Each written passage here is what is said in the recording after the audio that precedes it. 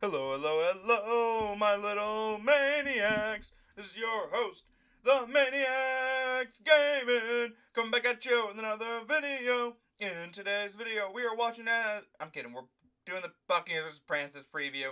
I'm actually watching the Chargers Falcons game up on the TV at the moment. Chargers are up at the moment. Hopefully, we're not going to choke this game away because I really need the Falcons to lose. But anyway, guys, let's get it. Oh, and they just picked Kirk off in the end zone. That's big. All right, anyway. So the game details. This game will be played at 4 o'clock today. Location, Charlotte. Injuries for both sides are as follows. Worse, who had I believe it was rolled an ankle sprain or something like that. I don't remember. But he will be active for Tampa today after missing the game against the Giants. And then Whitehead was put on IR with a torn, I believe it's a torn pec, but it's not believed to be season ended quite yet. So we'll see if he can come back. JTS was ruled out with an ankle injury. Tyke is still dealing with his knee injury. He is also out. As for the Panthers, Sanders and Coker are both out. Sanders with a neck injury and Coker with a quad injury. Whereas Clowney, who was resting a lot of the week, is active, but he is dealing with a knee injury. So last week, the Buccaneers played the Giants in what is quite honestly a get-right game for them. They beat the Giants 30-7, where the offense looked really good in the first half. Came a little bit less desirable in the second half. Really had some plays where I really wish they got some points, but it is what it is. They made really good plays still just to end the game. And the defense obviously only giving up one touchdown, coming up big where they needed them, forcing some turnovers. Absolutely great from the defensive side for Tampa Bay there. Really good performance overall, all things considered. As for the Panthers, they lost last week to the Chiefs 30-27, where their offense was actually clicking. Their offense, obviously put up 27 points, so that's a pretty good offense. Their defense they lost this game because of the fact they didn't call a QB spy and they let Patrick Mahomes just run over them in the most crucial situations, which set up the game-winning field goal. So I felt bad for the Panthers, but obviously not too bad because, again, division rival. But they definitely should have won last week and beat the Chiefs. But it is what it is. But anyway, so biggest question marks. Bucks obviously is going to be the O-line. How is the whole O-line healthy? Obviously, Worst was dealing with injury. Is he going to be up to full strength? Are we going to have to put Skule in for a couple plays? What's that going to be? And then defense. Can the defense just replicate their performance from last week? Just get to Bryce Young, slow him down, and just make sure that Tampa's defense can just step up and just not allow the Bryce Young and the offense to take over this game. And just wide receiver. Obviously, Mike's back. Mike's 100%. He said his hamstring feels the best it's felt in a while. So obviously that's a big part of it. But outside of him, our wide receivers have been a little lackluster. Obviously, Cade Otton's had a great game at tight end. But outside of Mike and Cade, the wide receiver depth has not been the greatest.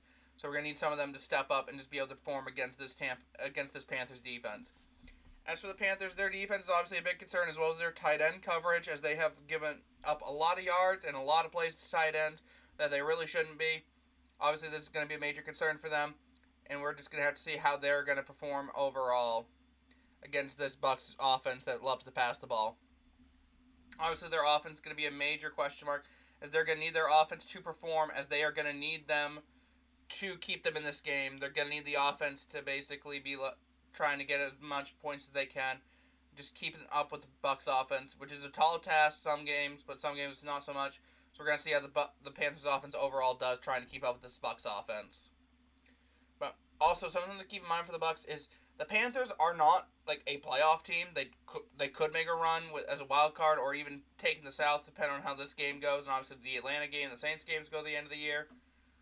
But the Panthers right now are a team with quite literally nothing to lose. They've got what's looking like their potential franchise QB.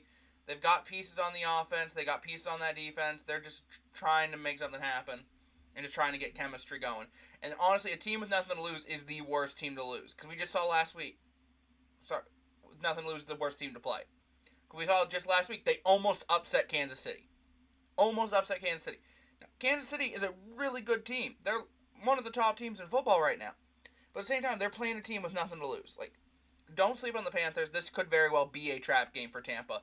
Obviously, I hope it's not because I really want Tampa to win. But like it definitely could because the Panthers have nothing to lose. Keys to the game are as follows for the Bucks. Offense, just got to be able to dominate the time of possession. Got to be able to come up with points, getting 7, getting 3, whatever it's going to take. We're going to need the points in this game to have a chance against the Panthers. And then D-line's obviously going to need to get to Bryce Young, get to Chuba, stop him in the backfield, just prevent those short yard situations where Chuba just excels in. Chuba's a really good running back when he's healthy and on his game. We're going to need to be able to slow him down, as well as just keep making Bryce Young uncomfortable in the pocket and just not letting him have time to dot up the defense.